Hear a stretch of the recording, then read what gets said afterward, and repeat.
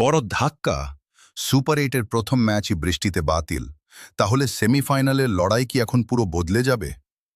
Match বাতিল মানেই দুই দল পাবে 1 করে পয়েন্ট। কিন্তু মনে রাখবেন, একটা পয়েন্টই শেষ পর্যন্ত ভাগ্য বদলে দিতে পারে পুরো টুর্নামেন্টের। সেমিফাইনালে উঠতে হলে আগে দেখা হবে কার জয়ের সংখ্যা বেশি।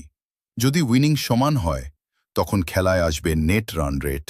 আর যদি বৃষ্টি সব ম্যাচ ভাসিয়ে দেয়, তাহলে 6 ফেব্রুয়ারির আগে ইন্টারন্যাশনাল ক্রিকেট কাউন্সিলের অফিসিয়াল র্যাঙ্কিং অনুযায়ী ঠিক হতে পারে কারা যাবে শেষ চারে। ভাবুন তো, সেমিফাইনালেও যদি বৃষ্টি বাধা দেয়, তাহলে সুপার এইটের টপ টিম সরাসরি ফাইনালে। আর ফাইনাল ম্যাচেও যদি এক বল না গড়ায়, তাহলে ঘোষণা করা হবে জয়েন্ট উইনার।